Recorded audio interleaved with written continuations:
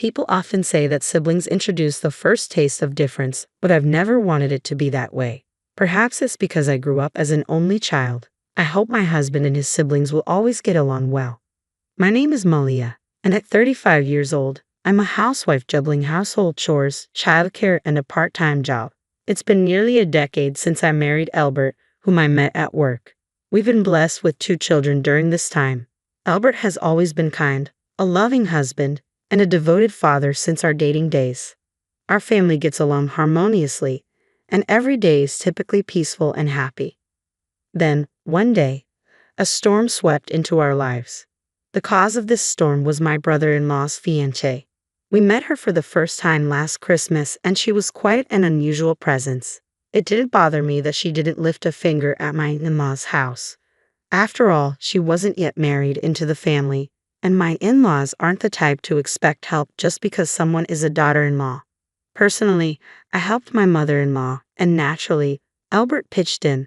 My father-in-law and brother-in-law entertained the children. Meanwhile, my brother-in-law's fiancée spent the entire time glued to her phone. Even during Christmas greetings and meals, she never put it down. There was hardly any conversation beyond initial pleasantries. Frankly, I wondered why she had even come. I assumed she had been dragged along reluctantly by my brother-in-law and was in a bad mood. I really wanted to connect with her, so I insisted he bring her, but she seemed disinterested. Half a year after that Christmas, Dusty is getting married, my husband mentioned as he changed clothes after returning from work. Dusty is my brother-in-law. He's finally decided to tie the knot. Is it with that girl? I asked. Yeah, seems like it, he replied. He's already 30 years old and marriage is a milestone. But I'm worried about her character. Marriage changes a lot compared to just dating. I wonder if they'll have a peaceful married life. One day, my husband returned home looking exhausted. Welcome back. Work seemed tough today, I asked. No, it wasn't work, he sighed. I ran into Dusty's girlfriend, Ditette, at the office. What was she doing there? I inquired. She came to see me, he explained. She said she had something important to discuss. What did she want to talk about? I asked, curious. Well, about that, he hesitated. I was surprised she came to my office, but even more surprised by what she asked for. What did she ask for? She wanted help with wedding expenses, he revealed, or, if that's not possible, some pocket money. What? I don't understand, I replied, bewildered by the request. I couldn't grasp the situation. The cost of a wedding should be reasonable if managed within one's means. Dusty has a stable job and earns well. What baffled me more was the request for pocket money. Why would my husband give money to Dusty's girlfriend? To my surprise, my husband hesitated before continuing, reluctantly sharing. Well, she also asked if we could go out for a meal or something, just the 2 of us. What? Why? I exclaimed, taken aback. She said she wants to build a good relationship with me because I'll be her brother-in-law, he explained. But if that's her intention, she should come over to our house. I declined the idea of meeting her alone. I'm frustrated. Why does she need to meet you alone to build rapport? She and Dusty should simply visit us. I vented, recalling how she had been glued to her phone the entire Christmas gathering. The request for financial help and a private meeting didn't sit well with me. Unable to stay silent, I decided to confront Dusty. I asked him to come over, feeling compelled to discuss something important. I laid out everything about Ditette's behavior, hoping he'd understand. Dee would never ask for such things, Dusty insisted, refusing to believe it. Why would she ask my brother for money and suggest meeting alone? It doesn't make sense. But it's true, I insisted. I believe her. I trust Dee, Dusty asserted firmly, exchanging a troubled glance with my husband. Trusting your partner is crucial in marriage. You shouldn't marry someone you can't trust. It's normal to prioritize and believe in your fiancé over your own brother. I only heard about this from my husband, but I didn't doubt him for a moment. Trust forms the foundation of a marriage. Ultimately, Dusty wasn't to blame. He left our house somewhat upset after our discussion. My husband and I decided that unless something more serious occurred, we wouldn't intervene further. All we wanted was Dusty's happiness. However, Danette's behavior didn't cease. Having resigned from her job in anticipation of marriage, she seemed to be bored. Almost every day, she started visiting my husband during his lunch break at his office. She also sent him messages on his phone. He instructed the receptionist not to allow her in and ignored her messages. He reported each incident to Dusty, but Dusty refused to believe it. He was so infatuated with Danette that he dismissed my husband's concerns. Let's go out for a meal. Just the two of us. Could you give your dear sister-in-law some pocket money? I feel so lonely without Albert by my side. Her messages read. Even after my husband sent screenshots of these inappropriate messages to Dusty, he still refused to accept the truth. Then, I received a call from Dusty. What kind of harassment is this? Sending me these fake messages. Do you really want to ruin my happiness? He shouted angrily. My husband was deeply hurt by his brother's accusations. They had always been close, and seeing his brother turn against him was devastating. Unable to bear seeing my husband like this, I messaged Danette, asking her to stop harassing him. Her reply shocked me. What does it have to do with you? I couldn't believe she had addressed me so disrespectfully. I feared Dusty's impending marriage might end unhappily, but no matter what we said, Dusty refused to listen to my husband. Their once strong brotherly bond was crumbling, and my husband's loneliness was heartbreaking to witness. I had been wanting to sit down with Danette and have a discussion, the four of us, Dusty, my husband, and myself, but time passed without that opportunity arising. One day, while my husband was away on a business trip, Dusty unexpectedly called our home phone. Surprised by the unusual call, I picked up and heard his loud voice. Malia, are you still at home? What are you doing? He asked urgently. I was just hanging up laundry, but what's going on? I replied, caught off guard. Is Danette with you? She's saying if she's not attending the wedding, you need to pay the cancellation fee. Dusty's words stunned me into silence. I struggled to comprehend what I had just heard. Wedding, absence, cancellation fee. Wait, what are you talking about? There's a wedding today. I nearly shouted, trying to grasp the situation. Dusty sounded surprised by my panicked response. Yes, I sent you an invitation. You marked will attend on the reply card. We never received it. That's impossible, I exclaimed, feeling a surge of confusion and frustration. After some back and forth about the missing invitation, Dusty seemed pressed for time. Forget about today. If Albert is on a business trip, it can't be helped. Let's talk properly later, he said, and then hung up. I stood there in disbelief. A wedding? Dusty's wedding, today. I frantically called my husband, hoping he would answer despite being on his business trip. Honey, I think something terrible has happened. I can't understand. I started, my voice trembling with anxiety. After taking a deep breath, I continued. A few days later, I recounted the phone call with Dusty to my husband after he returned from his business trip. We decided to visit Dusty's new apartment. As we stood outside the rental, we rang the intercom repeatedly with no response. Finally, to our surprise, Danette, now my sister-in-law, answered. We don't want to talk to rude people who cancel a wedding at the last minute and then refuse to pay the cancellation fee. Leave, she demanded sharply. Unwilling to leave without seeing Dusty, we persisted, requesting Danette to let him come out. However, she refused. Unable to hold back any longer, my husband called Dusty, who appeared to be occupied in the bathroom but hurried out upon our insistence. Finally, Dusty emerged, and we were able to approach the door of his new home. Just as the door opened, Danette reappeared. Danette, I'm sorry we couldn't attend the wedding, but we really need to talk, I started. There's nothing to talk about. You're just going to make excuses, right? Don't think an apology will suffice after you embarrass us at our wedding, Danette retorted coldly. We've brought the wedding gift we couldn't deliver. Please come in, my husband interjected, attempting to ease the tension. To our surprise, Danette's attitude quickly shifted upon seeing the gift. My husband and I exchanged relieved smiles. Dusty, who had been unable to approach due to Danette blocking the door, finally joined us. Dusty, we're sorry we couldn't be at your wedding, but about the invitation, I began, wanting to clarify. Why did you lie about not receiving it? If you couldn't make it because of work, you could have just told me, Dusty questioned, clearly confused. We really never received the invitation.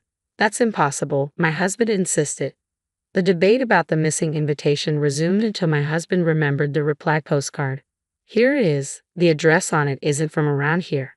It's from a local post office, likely near our area. Our house is about a 20-minute drive from Dusty's apartment, and if it were from our neighborhood, it would have a different post office address, my husband explained, showing the postcard. Did you have the local post office handle this? Dusty asked, puzzled. Why would it complicate things like that? My husband replied quickly. Then who handled the invocations? I inquired, looking at Dusty. Deet did, Dusty replied reluctantly, confirming my suspicion. I had suspected that Danette had taken charge of most of the wedding preparations while Dusty focused on work. She had handled the invitations, and now it seemed like a deception. Something had bothered me since I first saw the postcard. The names written on it, mine and my husband's, were clearly not in our handwriting. My husband had a talent for calligraphy and wrote beautifully, whereas I struggled with my own handwriting, which was far from elegant. Normally, I relied on my husband to fill out forms and documents for our children's school due to my poor penmanship. The names on the postcard were written in a cute, distinct style that was certainly not ours. I can't write in such a cute style. This handwriting. It's Danette's, I realized aloud, feeling a sense of disbelief that we hadn't noticed sooner. It was only now that Dusty also recognized the handwriting. Danette, what is the meaning of this? I don't know, Danette stammered, feigning innocence. It's clearly your handwriting.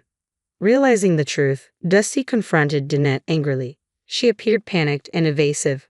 My husband stepped in to calm his brother, asking Danette quietly, "Why did you do this, Danette?" We admit it was our fault for not confirming the wedding date, but we believed the invitation would come, so we didn't bother to ask. I'm saddened that I missed my brother's big day, my husband explained, trying to understand. Why did you do it, Danette? Dusty demanded, his frustration evident. Initially scared, Danette hesitated before admitting, because you were in the way, Albert, attending the wedding, showing the messages I sent. I thought it would be troublesome. In the way, Dusty repeated incredulously. So you tried to set us up to protect yourself? Our parents and relatives scolded us, questioning why we prioritized work over my brother's wedding. They even criticized my wife as inconsiderate. Danette fell silent under the weight of her own admission. She had manipulated the situation to tarnish our reputation among relatives, hoping we might avoid family gatherings if they thought poorly of us. Never trust someone who calls themselves cute, Dusty remarked bitterly. That's what I should have realized. And now what? Danette retorted defensively. It's Dusty's fault for not earning enough.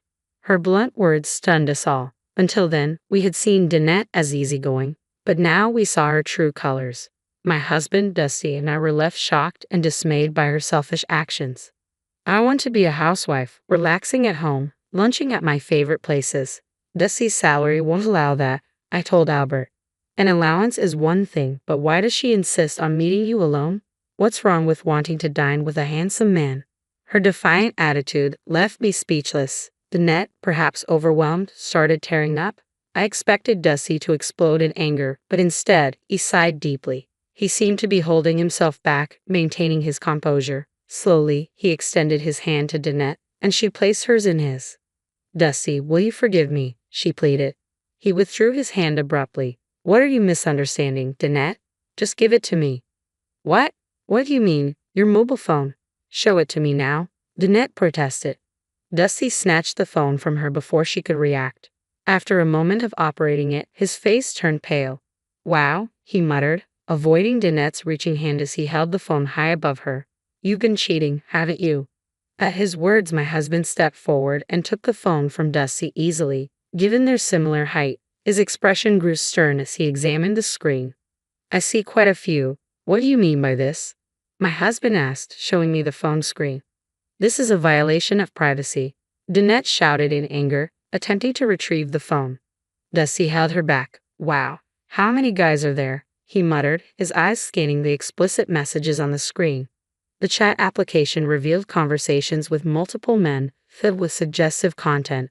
Had fun today, let's do it again. Read one message. I'm free tomorrow since my boyfriend is working, said another. I need more stamina. Sneaking around is so exciting. Can't get enough with my boyfriend. How about a hotel tomorrow? These messages were just the tip of the iceberg. You're the worst, truly the worst, Danette yelled at us, but I couldn't help but think she was the lowest of the low. Finally, under our intense glares, Danette fell silent. I never thought I'd be considering divorce so soon after getting married. Dusty sighed heavily. Divorce? Danette panicked at his words. I wanted to ask her if she hadn't thought divorce was a possibility all along. Of course, I can't stay married to someone who cheats, Dusty continued. But wait, it was just for fun. You can see from the messages it was just play. Danette tried to defend herself. You think it's okay to be involved with other men if it's just play? My husband interjected. No, I don't. I won't do it anymore. I won't meet them again. Danette's slip of honesty made Dusty sigh once more. I know a lawyer. I'll introduce you, my husband offered gently, placing a comforting hand on Dusty's shoulder. Dusty looked at him with a tearful expression. Danette screamed as if it were the end of the world. For Dusty, it was a sad ending. I absolutely don't want a divorce, he muttered. For Danette, it must have seemed like the end of the world. She caused her own storm and ruined everything, I thought to myself, watching her distressed reaction. Later, Dusty came to our house, smiling and playing with our delighted sons. I've successfully divorced, he announced, his face looking refreshed. Det foolishly left messages and even photos on her phone, providing perfect evidence. The divorce ended with Dusty receiving compensation, my husband explained. Of course, Danette couldn't pay, so her parents deeply apologized and settled on her behalf, my husband continued. What happened to Danette? Dusty answered quietly. She's working from morning till night to repay her parents. They're keeping a strict eye on her so she won't escape. Dusty's face turned complex as he heard about his almost in-laws. It seems Danette will lead a very constrained life from now on. She wanted an easy life as a housewife, but that seems unlikely now. Don't underestimate housewives, my husband remarked. I can't imagine someone with such misconceptions managing to work properly. She's probably whining while working, Dusty added, reflecting on Danette's new reality. Well, it was tough, but it's good that you found out early. Think of it as a valuable life experience, my husband reassured Dusty. Yeah, I'll take my time, but eventually I'll start looking for someone else, my true soulmate, Dusty said with a hint of optimism. Dusty, you'll be fine. Keep it up, my husband encouraged him. I'm sorry for the trouble, and thank you, Dusty said gratefully. Don't mention it. Protecting my little brother is natural, my husband replied warmly. As I watched them share a laugh, I couldn't help but feel relieved. I was worried when things got tense, but brothers being close is best after all, I thought to myself. Mama, what's going on? My sons asked as they approached, looking puzzled. I smiled and placed my hands on both of their heads. You two always stay close like your dad and uncle, okay? Okay, Mama, they giggled in unison. Watching them play together, I couldn't help but smile warmly, cherishing the bond they shared.